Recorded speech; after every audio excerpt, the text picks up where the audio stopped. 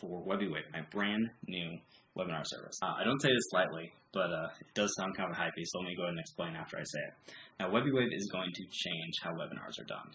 Now, if you'll go and look at the marketing for literally any other webinar service out there, I'm talking about live webinar services, not auto webinars or any of that kind of stuff. I'm talking about live webinars that make sales.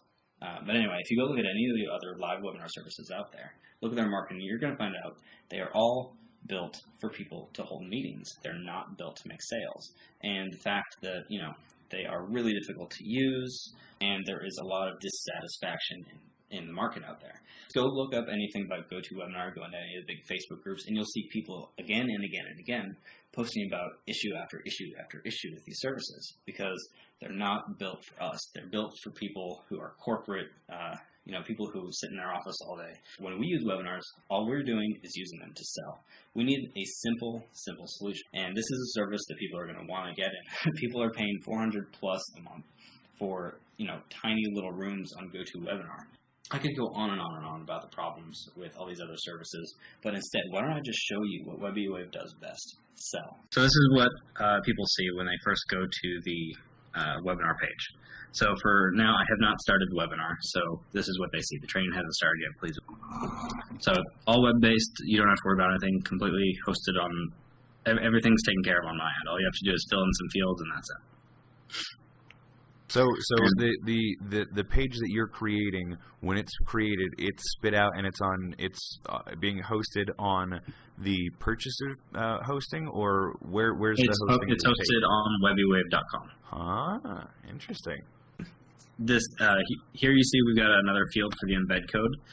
If you did not put it in before, this would be blank, and this is where you pop in your embed code for the Google Hangout or whatever. But keep in mind, this does not actually have to be a Hangout. You could use like an easy video player or just any YouTube video or whatever you want. So if you just want to use this for replays, you could totally do that.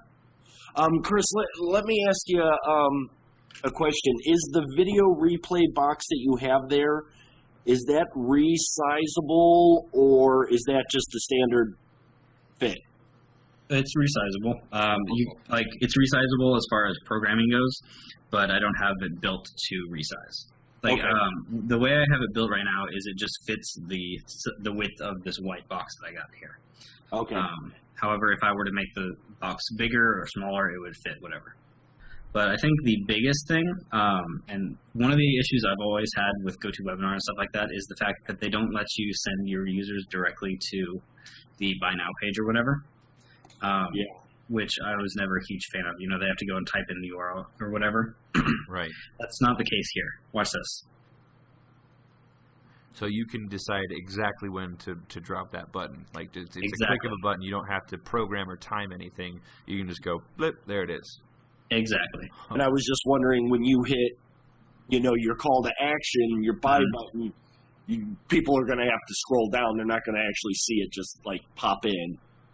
You know what I mean? Oh, well, actually, when it first shows up, it'll actually force their screen to scroll down to it. Oh, well, shit. That answers that. That fixes that problem. No, that's because that's where, people going, well, I don't see the button. I don't see the button. Well, that's not going to happen here. Nice. There's like a 5-second delay between when you hit the button and it'll automatically show the button down at the bottom, and it'll force their screen to slide down to it. And how are you guys handling like server stress? I mean, because there's actually very little server stress with this kind of stuff. Because really, I know. Yeah. All the heavy lifting is being handled by Google Hangouts or whoever you're hosting your video through. Okay, so YouTube would be doing most of our shit. Exactly. So all that's really happening on the server is little tiny requests going back and forth between the user's end and my server. Now, are you the coder for this? Yeah. No, I forgot to tell you, Chris Ramsey's kind of a programming whiz. Like he won't say it. He won't say that he's a programming whiz, but I will.